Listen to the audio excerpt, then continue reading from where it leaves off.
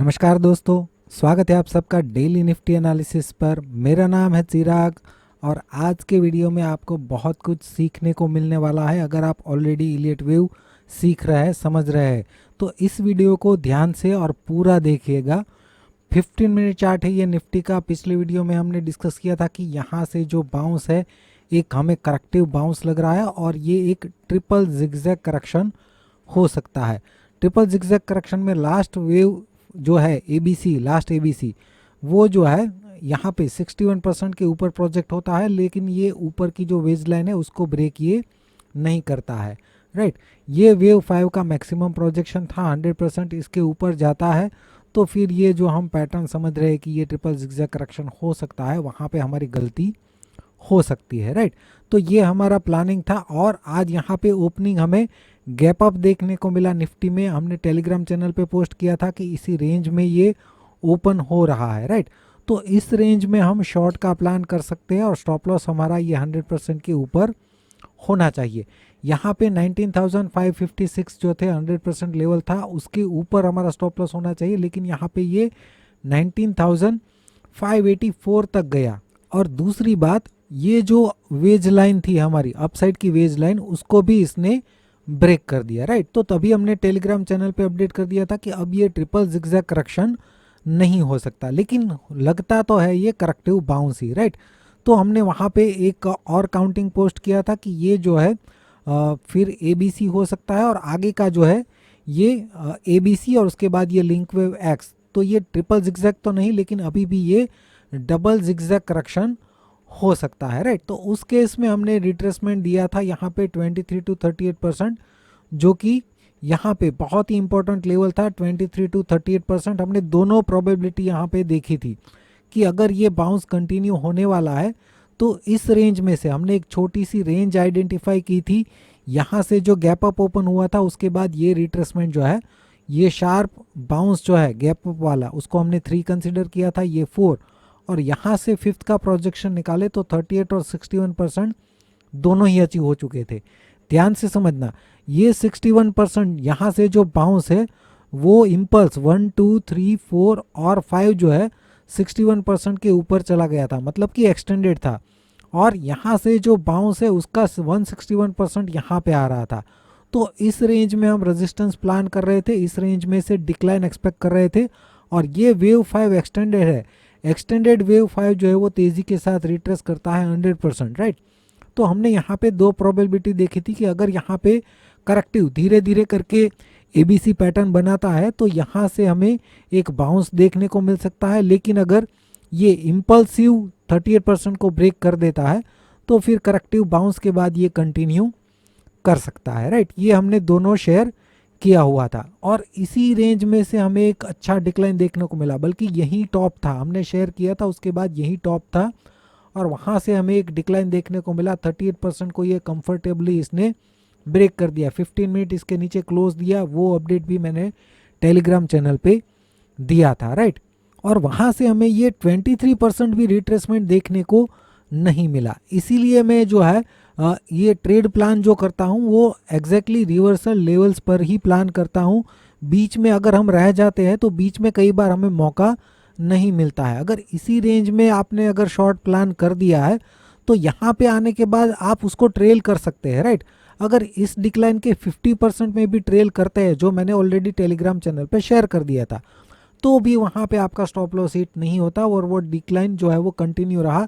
कहीं पे भी आप 23 to 38% का रिट्रेसमेंट निकाल ले, उस रेंज में ये गया ही नहीं, मतलब आपका ट्रेल स्टॉप लॉस ही हिट नहीं होगा। राइट, अगर आपने इस रेंज में शॉर्ट प्लान किया है तो ये इस रेंज में जो हमने बात की थी वहाँ से जो डिक्लाइन हुआ और ये 38% को ब्रेक किया, उसके आसपास यहाँ पे 3 मिनट के 4-5 कैंडल बनाए और वहीं से डिक्लाइन जो है वो कंटिन्यू रहा। हमने यहाँ पे शेयर किया था ये 61% और मैक्सिमम 100% लेवल, इस रेंज में ये सपोर्ट ले सकता है, ये हमने शेयर किया था। ये ऐसा क्यों किया था? क्योंकि हम यहाँ पे 1 2 इसको 3 4 और 5th का प्रोजेक्शन हमने 61 to 100% निकाला था, क्योंकि ये एक्सटेंडेड नहीं था तो वेव 5 जो है वो एक्सटेंडेड होना चाहिए।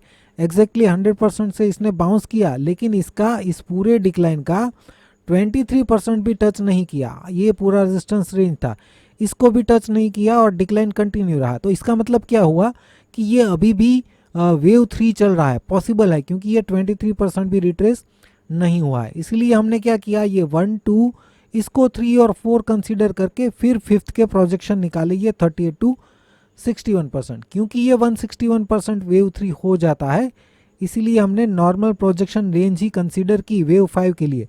लेकिन हुआ क्या, इतना पैनिक सेलिंग था कि मैक्सिमम लेवल जो होता है 100% वेव 5 के लिए यहाँ से, वो भी अचीव हो गया, बल्कि यही हमारा आज का लो था 19,369, जो कि 100% था वेव 5 के लिए।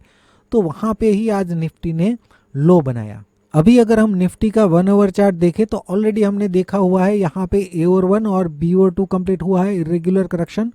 और फिर यहाँ से जो डिक्लाइन है, हो सकता है कि ये डिक्लाइन जो है ये 1 है या फिर ए है, राइट, ए और 1 इसको हम बोल सकते हैं। और ये पूरा हमें करेक्टिव बाउंस ही लग रहा था, राइट, और यहाँ से हमें एक डिक्लाइन देखने को मिला है। तो हो सकता है कि यहाँ पे बी और 2 हो और यहाँ से सी और 3 जो है वो डिक्लाइन ऑलरेडी स्टार्ट हो चुका है। मिनिमम प्रोजेक्शन अगर हम सी और 3 का निकाले यहाँ से, तो ये 19,193 से लेके 19,100 आ रहा है, ये मिनिमम प्रोजेक्शन है। अगर ये 1 और 2 है तो डिक्लाइन इसके नीचे भी जा सकता है। अभी के लिए हम इसको मिनिमम प्रोजेक्शन मान के चलेंगे, और ये जो बाउंस है उसको समझेंगे कि क्या ये करेक्टिव पैटर्न किस तरीके से हो सकती है, और फिर उसके बाद डिक्लाइन को भी समझेंगे। ये जो बाउंस है ये हमने ट्रिपल जिगजैग करेक्शन माना था, लेकिन जैसे ये ट्रेंड लाइन ब्रेक हुआ तो ये ट्रिपल जिगजैग करेक्शन में नहीं होना चाहिए। तो हो सकता है कि ये ए बी सी, फिर ये लिंक वेव एक्स, और यहाँ से फिर से ये ए बी सी एक डबल जिगजैग करेक्शन है, राइट। ये समझने में इजी लगे इसलिए मैंने इस तरीके का काउंटिंग दिया है, बाकी एक्चुअली ये काउंटिंग हो सकता है यहाँ पे ये ए बी सी, फिर लिंक वेव एक्स जो है वो काफ़ी कॉम्प्लेक्स बना, यहाँ पे ये डब्ल्यू, फिर ये एक्स और यहाँ पे ये वाई, इस तरीके से ये लिंक वेव बना डब्ल्यू एक्स वाई, और वहाँ से फिर second A B C, right. तो दोनों ही केस में ये एक डबल जिगजैग करेक्शन है, जो एडवांस में आइडेंटिफाई करना बहुत मुश्किल है। फिर भी हमें इतना पता था कि ये बाउंस हमें करेक्टिव तो लग रहा है, बार बार हम डिस्कस करते थे कि ये इम्पल्सिव बाउंस नहीं है, ये करेक्टिव पैटर्न ही हमें लग रहा है। और फाइनली हमें एक बहुत ही अच्छा डिक्लाइन देखने को मिला है। यहाँ पे अगर हम देखें तो लास्ट ए बी सी जो है उसमें हमने रिट्रेसमेंट निकाला था 38% के नीचे, इसने बहुत ही शार्प डिक्लाइन हमें दिया। अभी हम क्या करेंगे, इस डिक्लाइन पर फोकस करेंगे, इसको स्मॉलर टाइम फ्रेम में देखते हैं।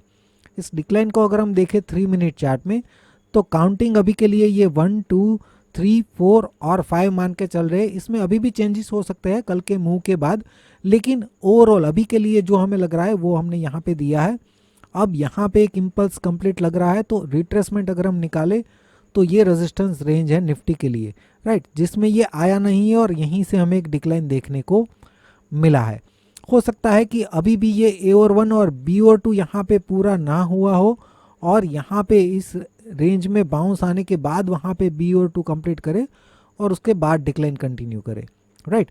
ऐसा भी हो सकता है कि बी और 2 यहाँ पे कंप्लीट हो चुका है और सी और 3 के अंदर ये 1 प्रोग्रेस में है, राइट। 1 के अगर हम देखें तो ये 1 2 3 और 4 हमें लग रहा है कि कंप्लीट हो चुका है। अगर यहाँ पे रेजिस्टेंस लेता है तो 4 के बाद 5th इस रेंज में आएगा, उसके बाद एक ए बी सी बनाने के बाद ये 3 के अंदर 1 और 2 करके शार्प डिक्लाइन फिर से यहाँ से कंटिन्यू ये कर सकता है इसके आसपास से, राइट। अगर इस तरीके से प्लान होता है तो इस रेंज में से मॉर्निंग में अगर यहाँ पे इस रेंज में आता है, फिर ये ए बी सी बनाता है, तो इस तरीके से प्लान हम करेंगे। मान लीजिए कि मॉर्निंग में ही इसको ब्रेक कर देता है, तो फिर ये रेजिस्टेंस रेंज है, इसमें आने के बाद फिर ये डिक्लाइन कंटिन्यू कर सकता है। ओवरऑल इसके ऊपर अगर ट्रेड करता है 19,516 के ऊपर, तो ही हम निफ्टी को पॉजिटिव मानेंगे, अदरवाइज ये रेजिस्टेंस रेंज है।